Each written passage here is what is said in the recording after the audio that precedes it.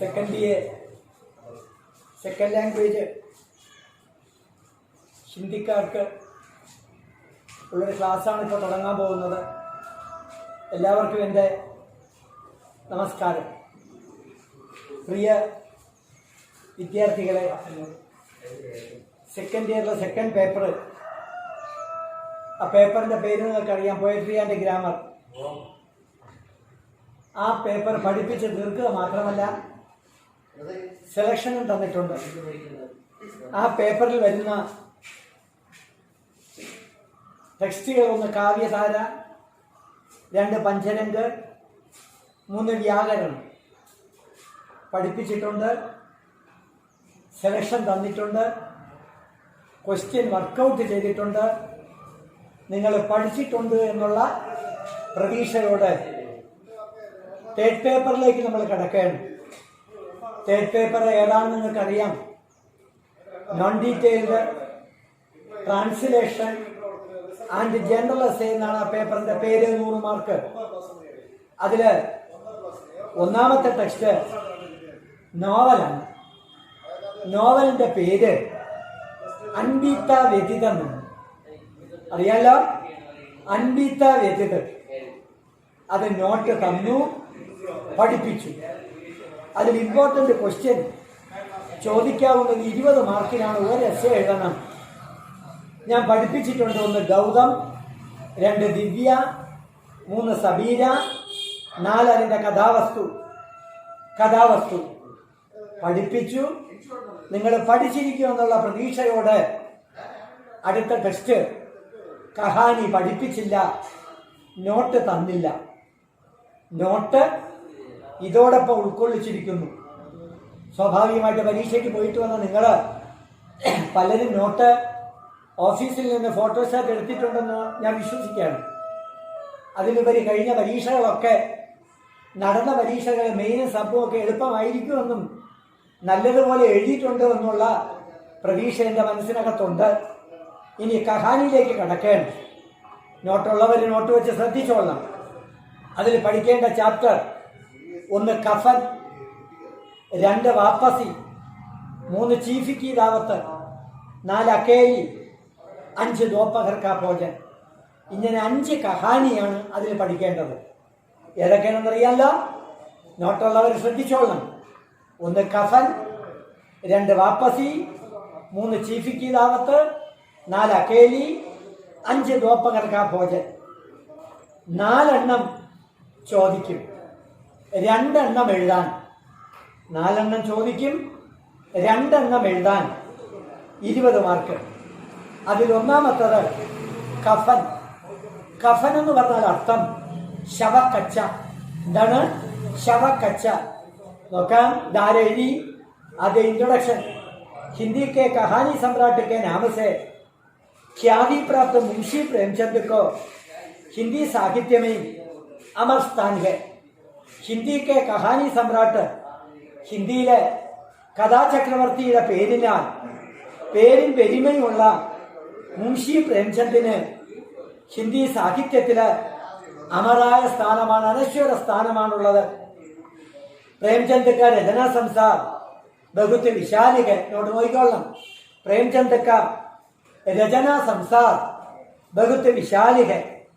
कहानीकार के रूप में ही ഒരു കഥാകൃത്തിന്റെ രൂപത്തില് ഉൻകി ലോകപ്രിയത, അദ്ദേഹത്തിന്റെ ലോകപ്രിയത ബഡ്ഗയി വർദ്ധിച്ചു.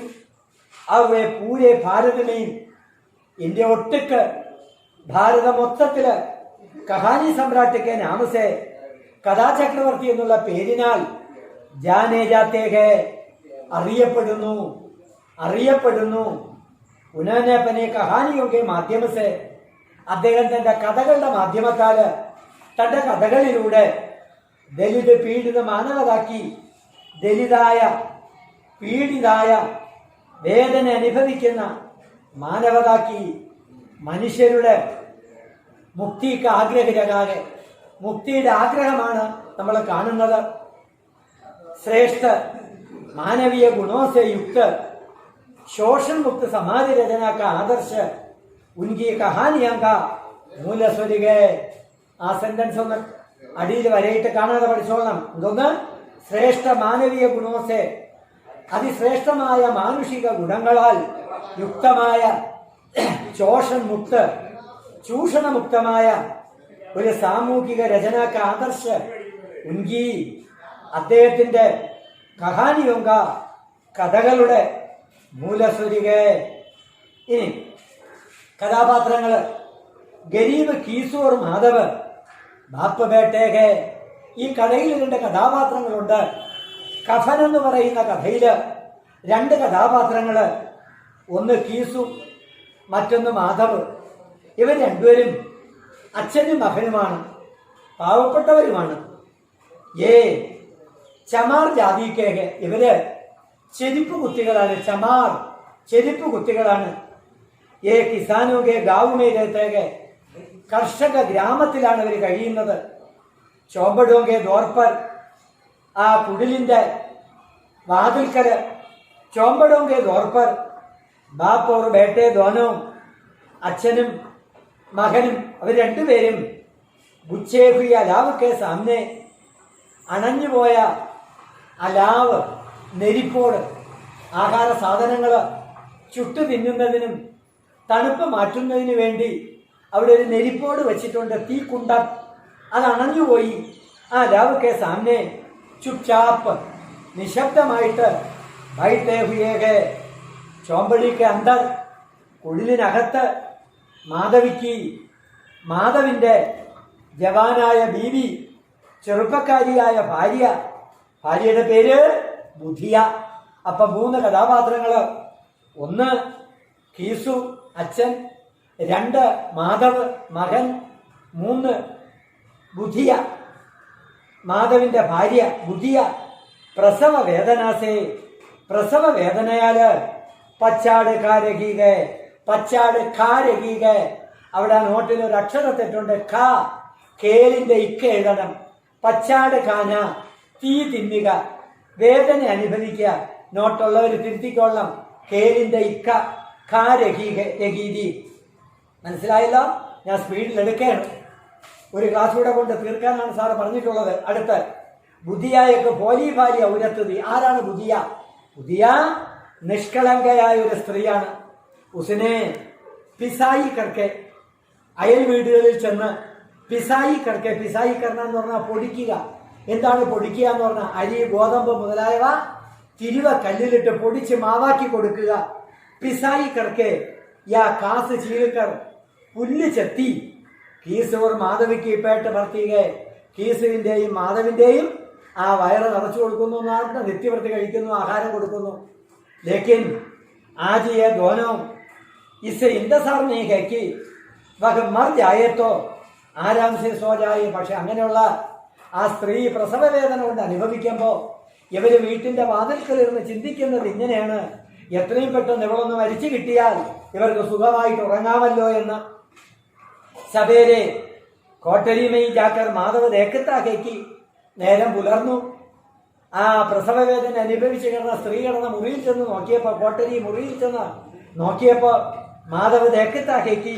ഉസ്കി സ്ത്രീ മർക്കർ മരിച്ച് ടണ്ടി ഹോകയികെ, മരിച്ച് തണുത്ത് വിറങ്ങലിച്ച് കിടക്കുന്നു. ടണ്ടി ഹോകയികെ, തണുത്ത് വിറങ്ങലിച്ച് കിടക്കുന്നു. ഉൻകി ഹായ് സുൻകർ, അയ്യോ എന്നുള്ള നിലവിളി, മാധവിന്റെയും ഗീസുവിന്റെയും നിലവിളി കേട്ടപ്പോ ഗാവിക്ക് സ്ത്രീയാം, ഗ്രാമത്തിലെ പെണ്ണുങ്ങള് സ്ത്രീകള് സഹാനുഭൂതി പ്രകടിപ്പിച്ചുകൊണ്ട് ധോനോഗോ സാന്ത്വന ദേനയിലെത്തിയെ 2 പേർക്കും ആശ്വാസ വാക്ക് പറഞ്ഞു കൊടുത്തു. രോനെ ധോനെ കേലിയെ, കരയാനും വിളിക്കാനും രോനെ ധോനെ കേലിയെ. ഇവിടെ സമയമില്ല. അതുകൊണ്ട് അർത്ഥി ഉടാനെ കയറി, അർത്ഥി നായിക്കൊള്ളണം, തിരുത്തിക്കൊള്ളണം. അർത്ഥി രഥത്തിന്റെ ഹൃദയാളം കൊടുത്തോളണം. അർത്ഥി ഉടാനെ കയറി ശവശരീരം എടുക്കുന്നതിന് വേണ്ടി കഫൻ കി ശരീരത്തതി, ശവക്കച്ച് അത്യാവശ്യമാണ്, കഫൻ വേണം. കഫൻ കി ശരീരത്തുക ലേക്കിൻ ഉൻകെ പാസ്, എന്നാൽ അവരുടെ കൈവശം ഏക്ക് പൈസാ ഭി നഹീന്ത, ഒരു പൈസ പോലുമില്ല.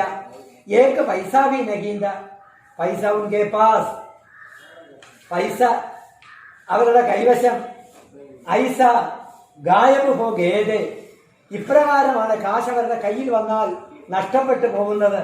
അതായത് ചീലിക്ക് കോംസലോമയും കഴുകന്റെ കൂട്ടില് മാംസം വരുന്നത് പോലെ, എപ്രകാരമാണോ കഴുകന്റെ കൂട്ടില് മാംസം വരുന്നത്, ആ മാംസം അപ്പോൾ തന്നെ അവർ കൊത്തി തീർക്കും കഴുകന്മാര് എന്നതുപോലെയാണ് പൈസ ഇവരുടെ കയ്യിൽ വന്നാൽ തീർന്നു പോകുന്നത്. കിസീനെ ചാറാനെ ദിയത്തോ കിസീനെ ആട്ട്. അവിടെ വന്നു കൂടിയ ജനങ്ങള് ചിലര് 4 കൊടുത്തെങ്കിൽ ചിലര് 8 കൊടുത്തു. എന്തായിരുന്നാലും ജൽദി വളരെ പെട്ടെന്ന് തന്നെ ഉസ്കെ പാസ് അവരുടെ കൈവശം 5 രൂപയായി 5 രൂപ വന്നു. അബ് കീസു ഓർ മാധവ് കഫൻ ഖരീദിനെ കയറിയ ദൂക്കാൻ ജാത്തേക്ക്, സ്വന്തം ഭാര്യ മരിച്ചു കിടക്കുന്നു, കീസുവും മാധവും കൂടെ ശവക്കച്ച വാങ്ങുന്നതിന് വേണ്ടി ചന്തയിലേക്ക് പോയി. ദൂക്കാൻ ജാത്തേക്ക് ലേക്കിൻ കുച്ച് ഖരീദത്തേക്ക്. അവിടെ ചെന്നിട്ട് അവരൊന്നും വാങ്ങിയില്ല. കോമത്തെ ഫൃത്തെ ബാപ്പ് ബേട്ടെ ദോനോ അനായാസ് കിസി ദേവി പ്രേരണാസെ ഏക്ക് ശരാബ് കാനേക്ക് സാമനെ ആ പഹുഞ്ചത്തേക്ക് രണ്ടുപേരും കൂടെ കറങ്ങിത്തിരിഞ്ഞ് ദൈവ നിശ്ചയപ്രകാരം ഒരു ചാരായ കടയുടെ മുമ്പിൽ അവർ ചെന്നെത്തി. അവർ കഫൻ കെ രൂപയെ ശവക്കച്ചയ്ക്ക് വേണ്ടി മാറ്റിവെച്ചിരുന്ന കാശ് തലീഹുയും അച്ചലിയാം, വറുത്ത മത്സ്യവും ചിക്കൗന വറ്റലും പിന്നെ ശരാബുമയും ഉടാലേത്താകെ ചാരവും വാങ്ങിച്ചവർ കുടിച്ചു. കഫൻ കെ ഭാര്യമയും सोचते हुए माधव रोने लगता है तो कीसू बेटे दार्शनिक भाव से बेटे को समझाते हुए कहता है कि कफन तो चिदा में जल जाती है. കഫനെ കുറിച്ച് ചിന്തിച്ചപ്പോ കഫന്റെ ഭാര്യയും സ്വച്ഛത്തെ ഹുയെ മാധവ് കരയാൻ തുടങ്ങിയപ്പോ അച്ഛൻ പറഞ്ഞു കൊടുക്കാണ്, ആ കഫൻ വാങ്ങിച്ചാലും ശവക്കച്ച ആ ശവത്തോടൊപ്പം കത്തിയെരിഞ്ഞ് ചാരമായി തീരും. ജൽ ജാത്താകെ യദി ലോക പൈസോങ്കെ ഭാര്യയും പൂച്ചേങ്കേത്തോ, ആരെങ്കിലും കൊണ്ടുപോയ പൈസ എന്തെന്ന് ചോദിച്ചാൽ നമുക്ക് മറുപടി പറയാം, ദിയ ജായേത്തോ ഖബർ സേ കിസക് ഗയേ, അവർ തൂണ്ടിനെ പർഫീനകീമിലെ പൈസ നഷ്ടപ്പെട്ടു പോയെന്ന് പറയാം. ആഖിർ ദോനം ശരാബ് നശേമയും ചാരായത്തിന്റെ ലഹരിയില് ചുർചുർ ഹോക്ക് ആ ലഹരിയിലെ മതോന്മത്തരായി അവര് ഗാനെ പാടാൻ നാച്ചിനെ ആടാൻ ലഗത്തേക്ക്. ആഖിർ നശേമയും മതമസ്തു ഹോക്ക് ലഹരിയില് മതോന്മത്തരായി വഹീം ഗിർപ്പെട്ടേക്ക് അവിടെ തന്നെ വീഴുകയും ചെയ്തു, അവിടെ തന്നെ കിടന്നുറങ്ങുകയും ചെയ്തു. കഫൻകെ കഥാവസ്തു ചോട്ടിക കഥ വളരെ ചെറുതാണ്, ലേക്കിൻ അത്യന്ത സുഘടിത एवं सुव्यवस्थित है. इसकी कथा വാതാവരൻ പ്രധാനാണ്. ഇത്രയാണ് കഫൻ. ഒന്ന് വായിച്ചു വെച്ചിട്ട് സ്വന്തം സെന്റൻസില് തന്നെത്താൻ എഴുതിക്കോളം. കഥ മനസ്സിലായിട്ടുണ്ട് വിശ്വസിക്കുന്നു. ഇത് നോട്ട് കിട്ടാത്തവർക്ക് ആ ഒന്ന് അയച്ചു കൊടുക്കണം. നിങ്ങൾ കാര്യങ്ങളൊക്കെ അവരെ പറഞ്ഞ് ഒന്ന് മനസ്സിലാക്കുകയും വേണം. അടുത്ത രണ്ടാമത്തത് ചീഫിക്ക് ദാവത്ത്, യജമാനന് വേണ്ടി ഒരുക്കുന്ന ഒരു തരം വിരുന്നു. അതാണ് ചീഫിക്ക് ദാവത്ത്. ഞാൻ മലയാളത്തിൽ എഴുതിയിട്ടുണ്ട്. ശ്യാംനാഥ് എന്ന കഥാപാത്രം തനിക്ക് ഉദ്യോഗ കയറ്റം കിട്ടുന്നതിന് വേണ്ടി തന്റെ മേലുദ്യോഗസ്ഥന് കൊടുക്കുന്ന വിരുന്നാണ് ചീഫിക്ക് ദാവത്ത്. എഴുതിയത് ഭീഷ്മ സാഗരി.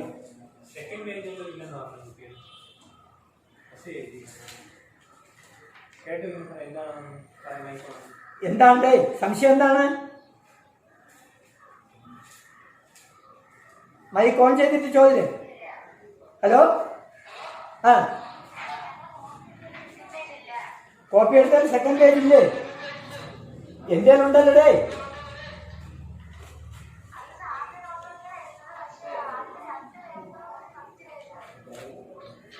രണ്ട് ചീഫിക്ക് ഇതാവത്തുണ്ടാ? ഇല്ല. വാപ്പസി ഉണ്ടാ? അടുത്ത പേജ് നോക്ക്.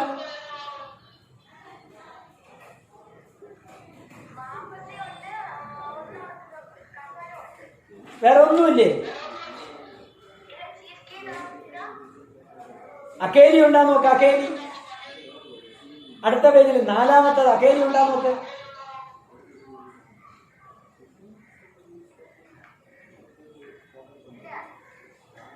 दोपहर का भोजन ഉണ്ടാ നോക്ക് അടുത്ത പേജില്.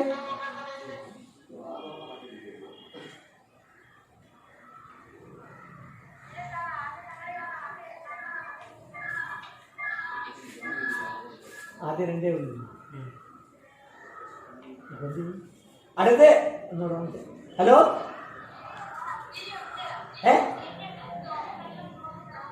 दोपहर भोजन उंडा അക്കേരി ഉണ്ടാ? അപ്പൊ ഇല്ലാത്തത് ഏതാണ്? ചീഫിക്ക് ദാവത്ത്. വാപ്പസി ഉണ്ടാ? 3. അപ്പൊ ഒന്നാണ് ഇല്ലാത്തത്. അതിനെ ഫോട്ടോ എടുത്ത് അയച്ചു തരാം.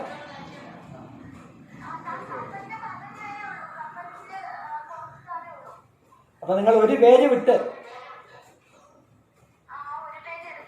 പറഞ്ഞതൊക്കെ മനസ്സിലായോ നിങ്ങൾക്ക്? ഹലോ, അപ്പൊ ഇങ്ങനെ പോയാൽ മതിയാ?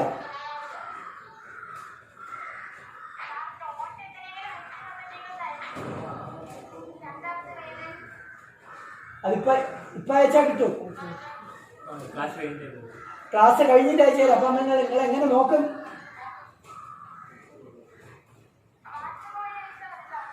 ഇപ്പോഴാ? അപ്പൊ നിങ്ങളെ എങ്ങനെ ഞാൻ പറയുന്നത് ശ്രദ്ധിക്കും നിങ്ങള്.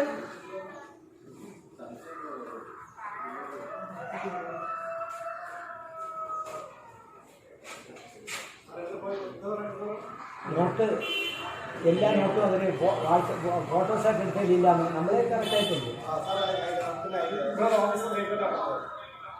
ഹലോ, ഓഫീസിൽ നിന്ന് വന്ന് കൈപ്പറ്റിക്കോളേ. ഞാൻ പറഞ്ഞു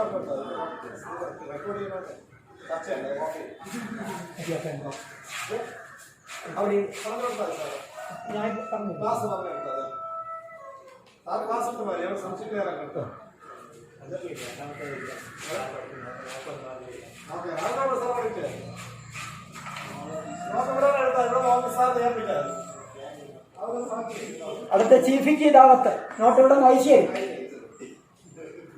चीफी की दावत भीष्म सागनी की चर्चित कहानियों में से है. चीफी की दावत എന്ന് പറയുന്നത് ഭീഷ്മ സാഗനിയുടെ ചർച്ചിതായ കഹാനികളിൽ ഒന്ന്. इसमें आधुनिकता के मोह में व्यर्थ हो रहे मानवीय संबंधों का चित्रण हुआ है. ഇതിനുള്ളില് ആധുനികത के मोह में ആധുനികതയുടെ മോഹത്തില് വ്യർത്ഥ हो रहे വ്യർത്ഥമായി പോയ മാനവീയ സംബന്ധോं का മാനുഷിക ബന്ധങ്ങളുടെ चित्र. कहानी का प्रारंभ अपने दफ्तर के चीफ जो अंग्रेज के കഥയുടെ തുടക്കം തന്റെ ഓഫീസിലെ ചീഫ് എന്ന് പറഞ്ഞാൽ അർത്ഥം തന്റെ മേലുദ്യോഗസ്ഥൻ. ആ മേലുദ്യോഗസ്ഥൻ അയാൾ ഇംഗ്ലീഷുകാരനാണ്, ഒരു ബ്രിട്ടീഷുകാരനാണ്. ഉनको दावत देने की അയാൾക്ക് വിരുന്ന് കൊടുക്കുവാനുള്ള തയ്യാറിക്ക് തൻ മനസ്സിൽ ലഗേ ഹുയേ എല്ലാം മതിമറന്ന് ശ്രമിക്കുന്ന ശ്യാംനാഥ് और उनकी पत्नी के मन की ശ്യാംനാഥും തന്റെ ഭാര്യയുടെ മനസ്സിന്റെയും ഉദേടുകൂൻ ചിന്താകുഴപ്പം होता है. कहानी का शीर्षक चीफी की दावत रख दिया है. लेकिन यह मुख्यतः പ്രധാനമായിട്ട് ബൂട്ടി നിരീഗമാം की कहानी है. കഥയുടെ പേര് യജമാനന് വേണ്ടി ഒരുക്കുന്ന വിരുന്ന് ആണെങ്കിൽ കൂടി പ്രധാനമായും വയസ്സായ തന്റെ അമ്മയുടെ കഥയാണ്. ആധുനിക ജീവൻ കി രംഗീനമയും ആധുനിക ജീവിതത്തിന്റെ കളർഫുള്ളായ ബന്ധങ്ങളില് അതിന്റെ ഊഷ്മ, അതിന്റെ ചൂട് ലുപ്ത് ഹോത്തി ജാ രഹി ഹെ. വഹ മാം ബേटे के बीच का संबंध भी क्यों न हो उसकी ആത്മീയത नहीं के बराबर है. അമ്മയും മകനുമാണെന്നുള്ള ബന്ധം കൂടി ആധുനികതയിലില്ല, എന്നേക്കുമായി നഷ്ടപ്പെട്ടു. ഹർ സംബന്ധ സ്വാർത്ഥ പർ ദിഖാ ഹുവാ ഹെ. അമ്മയെ ഉപേക്ഷിച്ചിട്ട് തന്റെ ഉന്നതി മാത്രം ആഗ്രഹിക്കുന്ന ഒരു മകന്റെ കഥ. ശ്യാംനാഥ് की मां अपने बेटे के प्रति बड़ा त्याग कर देती है. ആ ശ്യാംനാഥ് की मां, ശ്യാംനാഥിന്റെ അമ്മ अपने बेटे के प्रति ഏറ്റവും കൂടുതൽ ത്യാഗ് कर देती है. വേ अपने सारे गहनों അമ്മ തന്റെ ആഭരണങ്ങൾ മൊത്തത്തില് ബേട്ടയ്ക്ക് പടായിമയും തന്റെ മകന്റെ പഠിത്തത്തിന് വേണ്ടി ബിക്ക് തെറ്റിക ചിലവഴിച്ചു വിറ്റു. അപ്പനേക്കു അൻപടവും താൻ പഠിപ്പില്ലാത്തവനെന്ന്, പുരാണി സമച്ചിക്കർ, പഴമെന്ന്, പഴം സ്ത്രീ എന്ന്, പഴയ സ്ത്രീ എന്ന്, അസംസ്കാരമില്ലാത്ത സ്ത്രീ എന്ന് കണക്കാക്കി വേ കർമ്മയും ഡരി സഹമീരകത്തിയെ പേടിച്ച് വിറച്ച് കഴിയുകയാണ്. बेटे के सामने किसी प्रकार की मांग नहीं करती. പുത്രന്റെ മുമ്പിൽ ഒരു തരത്തിലുള്ള ഡിമാൻഡും അവർ കാത്തു സൂക്ഷിച്ചില്ല. ശിക്കായത്ത് की नहीं, പരാതിയില്ല, പരിഭവമില്ല. ഹമേശ മാല ജാപ് करके ജപമാല ജപിച്ചുകൊണ്ട് ബേട്ടയ്ക്ക് ഫലായി സോച്ചത്തിക, കുട്ടിയുടെ നന്മ ചിന്തിക്കുന്നു. ബേട്ടയ്ക്ക് തർക്കി കേലിയെ, പുത്രന്റെ ഉയർച്ചയ്ക്ക് പ്രമോഷന് വേണ്ടി വേ ന ചാഹത്തെ ഹുയേ ഭി पढ़री में सबके सामने गाँव का गीत गाती है.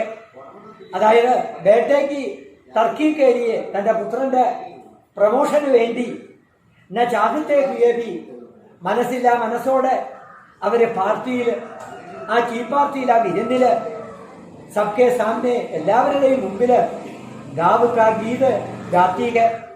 ആചാരാനുഷ്ഠാനങ്ങളിൽ മാത്രം വിശ്വസിക്കുന്ന അമ്മ തന്റെ മകന്റെ പ്രമോഷന് വേണ്ടി മേലുദ്യോഗസ്ഥന്റെ മുമ്പില് നാടൻ പാട്ടുകൾ പാടി. യഹീനഹി, ഇത് മാത്രമല്ല, ബഡേ സാഹബ് കേലിയെ പുൽക്കാരി, ഒരുതരം പൂവാല, ബനാ ദേനെ കേലിയെ ഭി തയ്യാർ ഹോ ജാത്തി है, തയ്യാറായി. वे अपने बेटे से सिर्फ एक ही प्रार्थना करती है कि उन्हें हरिद्वार भेजा दिया जाए, हरिद्वार लेके अयക്കാം. मां की प्रार्थना वे इस शर्त पर स्वीकार करते हैं कि जाने से पहले, പോകുന്നതിന് മുമ്പ് വേ പുൽക്കാരി ബനാ ദേങ്കി, പൂത്തുവല്, ആ ഒരു പൂ കൊണ്ട് തുന്നിയ തുവാല ഉണ്ടാക്കി കൊടുക്കാമെന്ന് പറയുന്നു. പ്രസ്തുത കഹാനിക്ക് ജരിയെ ഭീഷ്മ സാഗരി ने भारतीय मध्य वर्ग के अपने संसार को निरर्थक समझने और पश्चिम के विकृत संस्कार को आत्मसात करने की निम्न स्तरीय प्रकृति पर निर्मस താഴേക്കിടയിലുള്ള പ്രവൃത്തിയിലേക്ക് തെങ്ങിയേക്കിയാകെ. നോക്കി വെച്ചോളാം. നോട്ട് അയച്ചിട്ട് ഞാൻ ഇതുപോലെ ഒന്ന് പറഞ്ഞു തരാം. എന്നെ വിളിച്ചാൽ ഞാൻ പറഞ്ഞു തരാം. അടുത്ത 3 വാപ്പസി കയ്യിൽ കാണുമെന്നുള്ള പ്രതീക്ഷയുണ്ട്. വാപ്പസി ഉണ്ടല്ലോ നോട്ട്. അടുത്ത് തിരിച്ചു വരവെന്നർത്ഥം വാപ്പസിക്ക്. റിട്ടേൺ എഴുതിയത് ഉഷാ പ്രിയംവദ. പ്രസ്തുത കഹാനി വാപ്പസി അപ്പനേക്ക് ലോകോങ്കെ ബീച്ച്, തന്റെ ആൾക്കാർക്കിടയില്, തന്റെ ബന്ധുജനങ്ങൾക്കിടയില് പരായേഹോ ജാനേക്ക് പീഡാക്കോ, അന്യനായി കഴിയുന്ന വേദനയെ പ്രസ്തുത കർത്തിക. ബദൽത്തെ ഹുയ ആധുനിക ജീവന്മേൽ മാറി വരുന്ന ചുറ്റുപാടുകൾക്കനുസരിച്ച് ആധുനിക ജീവന്റെ സംബന്ധവും ആത്മീയത, ബന്ധങ്ങളുടെ വിശ്വാസ്യത നഷ്ട ഹോ जा रही है. 35 साल के वैवाहिक जीवन के बाद 35 വർഷത്തെ വൈവാഹിക ജീവിതത്തിന് ശേഷം പതി പത്നി കേലിയെ, ഭാര്യയും ഭർത്താവും തമ്മിൽ പരാജയ ബഞ്ചാത്തേക്ക് അന്യരായിത്തീരുന്നു. പാരിവാരിക സംബന്ധവും കുടുംബ ജീവിതത്തില് ധരാരെ പത്തിക ഉഴുക്കുത്തു വീഴുന്നു, അഴുക്ക് പിടിക്കുന്നു എന്നർത്ഥം. സംബന്ധവും ഭാവാത്മകത, ബന്ധങ്ങളുടെ ഭാവാത്മകത നഷ്ട ഹോത്തി जा रही है. ഇനി കഹാനിക നായകൻ, നമ്മുടെ ഈ വാപ്പസി എന്ന് പറയുന്ന കഥയിലെ നായകൻ ഗജാധർ ബാബു 35 साल तक 35 വർഷം റെയിൽവേ में नौकरी करने के बाद, റെയിൽവേയിൽ ജോലി ചെയ്തതിന് ശേഷം रिटायर होकर, रिटायर आയിട്ട് अपने परिवार के साथ सुखपूर्ण जीवन बिताने की कल्पना में है. घर जाने की खुशियां में വീട്ടിൽ 35 വർഷത്തെ ഔദ്യോഗിക ജീവിതത്തിന് ശേഷം മടങ്ങി വരുന്ന സന്തോഷത്താല് ഉन्होंने एक विषाद का अनुभव किया. जैसे एक परिचित, स्नेही, आदरमय सहज संसार से उनका नाता टूट रहा था. 35 വർഷം താൻ ജോലി ചെയ്ത സ്ഥലത്തെ ഉപേക്ഷിച്ചിട്ട് പോകുന്നതിലുള്ള വൈമനസ്യം തന്റെ ഉള്ളിലുണ്ട്. വേ 35 വർഷത്തേക്ക് നൗകരി കർത്തേ ഹുയെ, ജോലി ചെയ്തിട്ട് കർസേ, വീട്ടിൽ നിന്ന് दूर रखे हैं फिर भी हर परिवार का ഓരോ കുടുംബത്തിന്റെയും ആത്മീയതാഭര स्वतंत्रता मन से हमेशा हरा भरा रहा लेकिन എന്നാൽ रिटायर होकर पेंशन पची जब वे कर लौटते हैं तब उनके स्वप्न चुर चुर हो जाता है। घर लौटने पर तो देख लेते हैं कि वहां उनके लिए कोई जगह नहीं है। അതായത് 35 വർഷം റെയിൽവേയിൽ ഉദ്യോഗസ്ഥനായിരുന്ന ഗജാധർ ബാബു സർവീസിൽ നിന്ന് വിരമിച്ചതിന് ശേഷം കുടുംബാംഗങ്ങളുമായി സന്തോഷകരമായ ജീവിതം നയിക്കുന്നതിന് വേണ്ടി വന്ന അദ്ദേഹത്തിന് വീട്ടിൽ നിന്ന് കിട്ടിയ കൈപ്പേറിയ അനുഭവമാണ് വാപ്പസി എന്ന കഥയുടെ ഉള്ളടക്കം. ഇത്രയേ ഉള്ളൂ. ഇത് വായിച്ചു വെച്ച തനിയെ നിങ്ങൾക്ക് എഴുതാം. ടൂട്ടത്തെ ബിഗർത്തെ സംബന്ധവും കഹാനിക വാപ്പസി. പൊട്ടിപ്പോയ കുടുംബ ബന്ധങ്ങളുടെ കഥയാണ് വാപ്പസി. സംബന്ധോങ്കി ടൂട്ടിനേക്ക് കൈ കാരൻ ഹെ.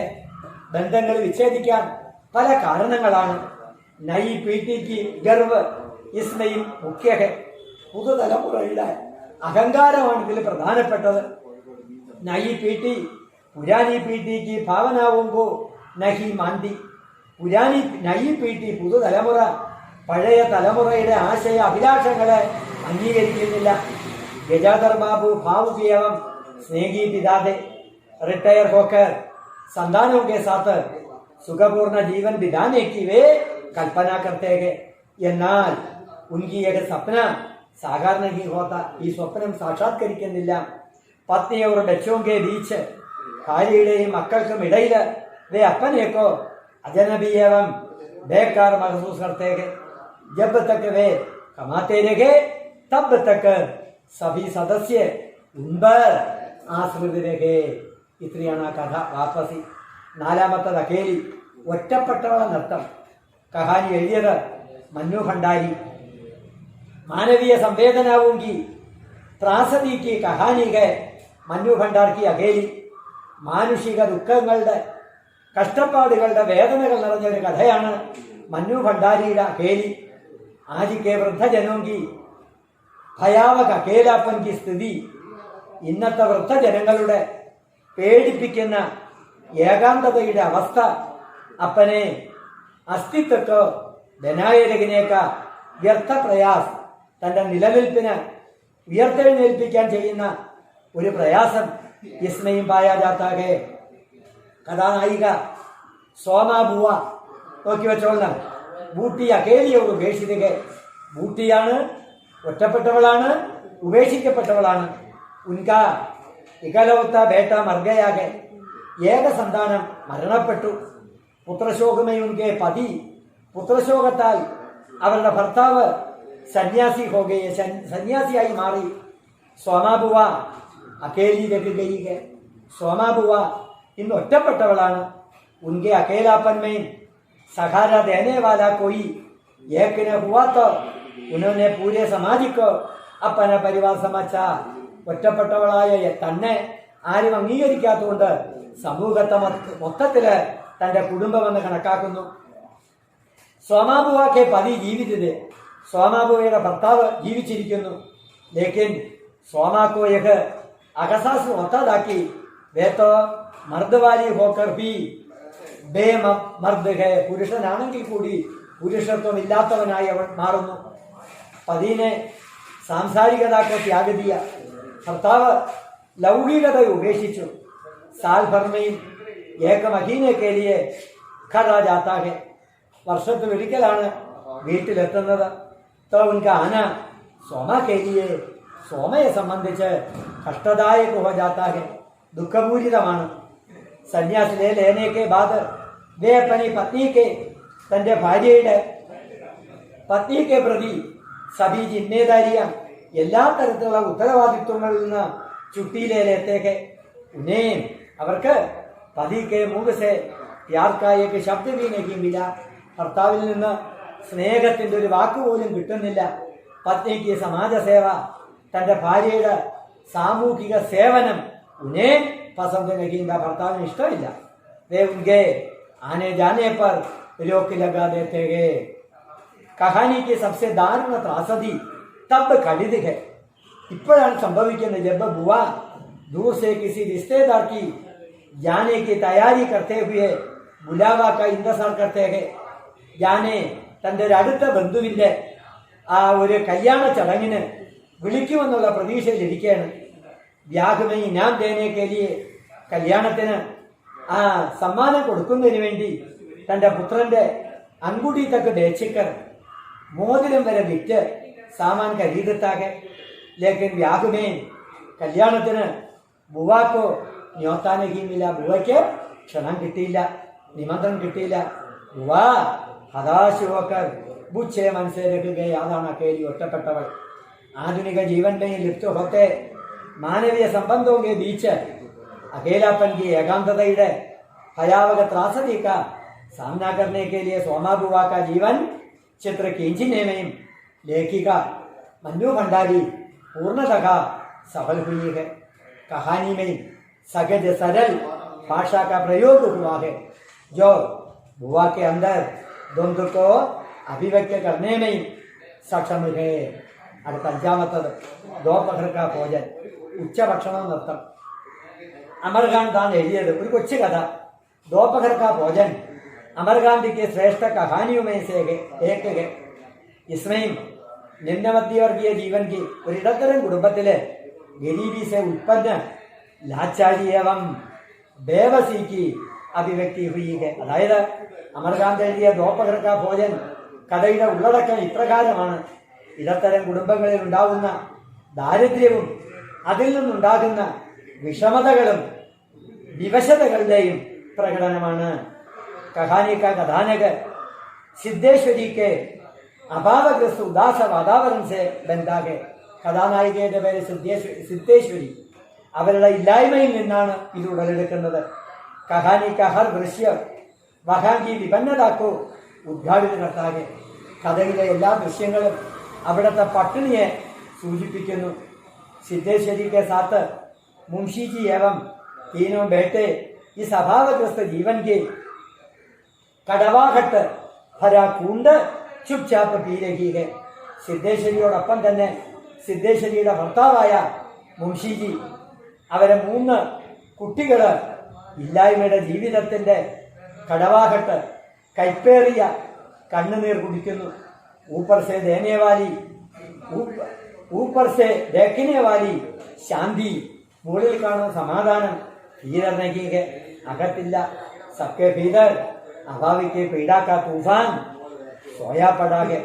वे अभाव को अपनी नियतिमान बैठा है, विधि എന്ന് കണക്കാക്കുന്നു. സ്ത്രീയോं के സ്ഥിതിयों से विद्रोह करने की പരിസ്ഥിതികളോട് സമരം നടത്തുവാനുള്ള ശക്തി उनमें नहीं है, അവരില്ല. कहानी में कहानी की शिल्प पक्ष भी बहुत सुंदर है. भाषा सरल एवं सहज है. कहीं कहीं ग्राम्य शब्दों का प्रयोग भी हुआ है. कहानी वर्णन और विवरण प्रधान है, जिसके बीच छोटे छोटे संवाद कुशल से चुने हुए हैं. कहानी में जो बौरा दिया गया है वह संवेदना के उभरने की सफल बन पड़ा है. दोपहर के भोजन के साथ सबकी प्रतिक्रियाओं पर लेखक की सूक्ष्म दृष्टि पड़ती है. यह ब्यौरा, ये विवरण कहानी को प्राणभूंग देने का काम करता है. ഇനി എല്ലാവർക്കും അറിയാം പബ്ലിക് എക്സാമിനേഷൻ്റെ ക്വസ്റ്റ്യൻ നമ്പർ 1 നോവലാണ് പഠിപ്പിച്ചു. Question number 2 കഹാനിയാണ്. 2 ചോദ്യം ഇല്ലാത്തതിൻ്റെ നോട്ട് അയച്ചു തരും, അത് ഞാൻ അയച്ചു തരും. ക്വസ്റ്റ്യൻ നമ്പർ 3 കോംപ്രിഹെൻഷനാണ്, 10 മാർക്കിന്. അത് നിങ്ങൾ സെൽഫ് സ്റ്റഡി ആയിരിക്കണം. ഒരു പാരഗ്രാഫ് തന്നിട്ട് അതിൽ ക്വസ്റ്റ്യനും അതിൻ്റെ ആൻസറും കാണും. ആ ക്വസ്റ്റ്യൻ പാരഗ്രാഫിൽ നോക്കി ആൻസർ എടുത്തെഴുതാൻ എളുപ്പമാണ്. നല്ല മാർക്ക് കിട്ടും, 10 മാർക്കും കിട്ടും. അത് question number 4 letter writing. Higher സെക്കൻഡറിക്ക് പഠിച്ചതുപോലെ ഒരു letter writing. Question number 5 general essay. ഞാൻ ഇതിനകത്ത് തന്നിട്ടുണ്ട്, നോട്ടിൽ ഉണ്ടായെന്ന് നോക്കണം. ഇല്ലെങ്കിൽ ആരെങ്കിലും എന്നെ ഒന്ന് വിളിക്കണം. ഇല്ല എങ്കിൽ ഞാൻ അതിൻ്റെ ഫോട്ടോ കോപ്പി എടുത്ത് അയച്ചു തരാം. General essay. Question number 6 translation. അതും ഞാൻ ഈ ഫോട്ടോ സ്റ്റാറ്റിൽ കൊടുത്തിരുന്നു. ഉണ്ടെങ്കിൽ നോക്കി വെച്ചോളണം, ഇല്ലെങ്കിൽ എന്നെ വിളിക്കണം, ഞാൻ അയച്ചു തരാം. ഇത്രയാണ് ഈ പേപ്പറിനകത്തുള്ളത്. ഒരു ദിവസത്തെ ക്ലാസ് കൂടെ കാണും, അന്നെല്ലാം ഒന്നുകൂടെ ഭംഗിയായിട്ട് പറഞ്ഞു തരും. എല്ലാവരും നോട്ടുകൾ തയ്യാറാക്കി വെച്ചോളാം. അടുത്ത ക്ലാസ്സിൽ ഒന്നുകൂടെയൊക്കെ പറഞ്ഞു തരും. എന്തെങ്കിലും ഉണ്ടെങ്കിൽ നേരത്തെ അതുപോലെ ഒന്ന് വിളിക്കുക. എല്ലാവരും നോക്കി വെച്ചോളണം. ഇല്ലാത്തവർക്ക് ഈ നോട്ട്സ് ഒന്ന് സെൻഡ് ചെയ്ത് കൊടുക്കാനുള്ള ഏർപ്പാട് ചെയ്തോളണം.